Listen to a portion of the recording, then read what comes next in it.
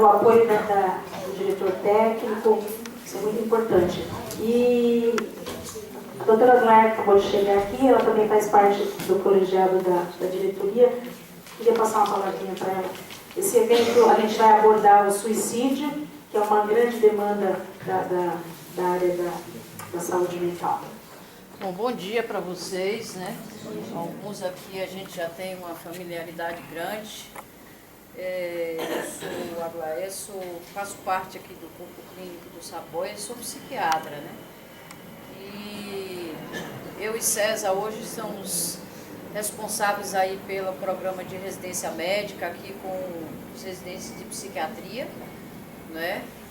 E isso foi muito bom aqui para o nosso hospital, porque reorganizou toda a maneira de assistência também, né? Com a participação enorme da equipe de saúde mental, porque não se faz saúde mental sem a equipe multidisciplinar, é impossível, né? Porque a complexidade dos transtornos mentais é muito grande para somente um segmento da conta, certo? Então é extremamente importante esse trabalho conjunto, né?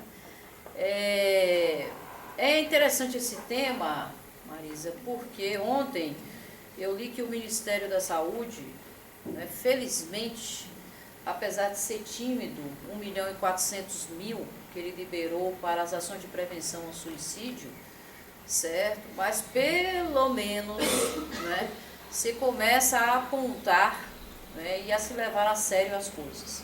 Eu trabalho aqui também no Centro de Controle de Intoxicações. E nós atendemos basicamente aqui intoxicações por álcool e outras substâncias e tentativas de suicídio por medicamentos, tá? Porque por outros tipos de arma branca ou arma de fogo não é nosso atendimento, porque são outras especialidades.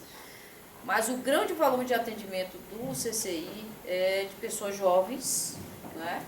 Uma faixa etária de 14 até 35 anos, que tomam medicamentos na tentativa de autoextermínio, não é? Então isso é muito sério, não é? Porque inclusive assim, por exemplo, o paracetamol.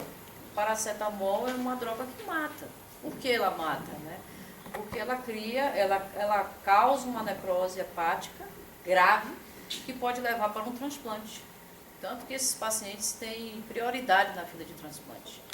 E pasmem vocês, uma das pacientes disse que a mim que ela aprendeu como a dose letal, num site que existe ensinando, não é? Existe um site do paracetamol ensinando aos adolescentes qual é a dose letal do remédio, certo? E nós que estamos no CCI acompanhamos essa questão, porque a gente recebe telefonemas não só do Brasil inteiro, como de hospitais aqui de São Paulo, de todo o estado. A quantidade de adolescentes que estão usando paracetamol na tentativa de suicídio é um absurdo. Inclusive, nós estamos levantando esses dados, porque nós fazemos aqui o exame, não é? Que a curva, tá certo?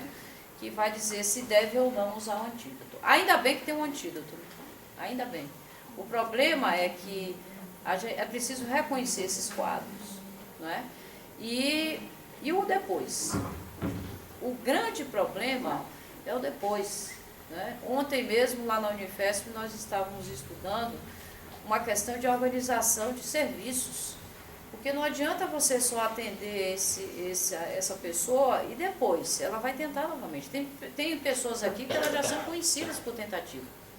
Quinta, sexta, sétima, só que uma hora dessa acontece um acidente maior e ela vai e a óbito. É uma pessoa jovem, na fase de produção, às vezes mãe, às vezes pai, certo? Então você imagina a tragédia que isso não vai acontecer, né? Não vai acontecer.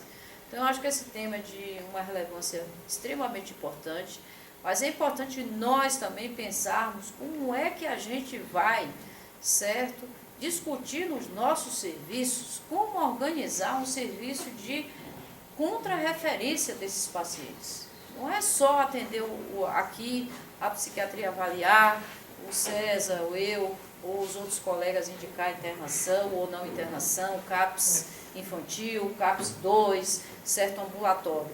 É como fazer o segmento desse paciente e o trabalho para que ele não faça uma nova tentativa, né? Certo? E isso não pode ser uma coisa dispersa, certo? Tem que ter equipe especializada para atender isso, não é? Porque todos os países que conseguiram enfrentar essa situação, eles enfrentaram com equipe especializada, não é? Por exemplo, eu não sei se vocês sabem, Salvador tem um centro de antiveneno, certo? Existe uma psicanalista chamada Soraya, tá?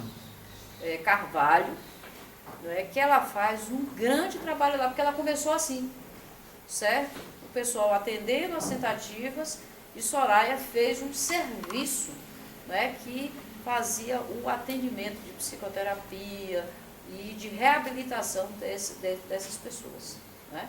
Então, existe uma maneira, né? Isso dá certo, isso já tem uma experiência exitosa num estado que é complicado, né? Certo? E ela espalhou essa ideia para vários estados brasileiros e o Rio Grande do Sul também tem isso. Então, São Paulo tem o cara, Neuri Bodega, Alexandrina Malheiro, que são pessoas que estão... Ó, Neuri está na OMS, fazendo prevenção, os programas de prevenção do suicídio. Já teve aqui, né, Marisa, uma época que, não foi, César, que Neuri teve aqui, fez um protocolo, parece, né? Então isso se perde, entendeu? Aí vem isso, retorna com força agora, e a gente tem que pensar, certo, como pessoas que trabalham com saúde mental, certo, nos organizarmos para cobrar ações, certo, governamentais mais efetivas em relação a isso, né? Porque os governos, a gente que lida com isso, a gente sabe que eles funcionam assim, não é? Quando os grupos se organizam. Veja a AIDS, veja as doenças raras, é associação, certo? É na mídia, olha o canabidiol, não é? Foram os pais que se organizaram, foram eles que partiram para cima da justiça, certo? Dos governos, da Anvisa, não é? E conseguiram. Então, nós temos que aprender a isso de uma forma, certo, menos, vamos dizer, panfletária, mas de uma forma organizada, como todo cidadão tem que fazer, não é? Que é fazer propostas e ir lá. E é difícil? Sim, porque os caras não vão dar muita importância, porque tem que convencer gestor de que isso aí é um investimento, certo, na nossa adolescência, nas nossas crianças, que tem criança fazendo tentativa de suicídio, viu, gente? Tem criança, tá?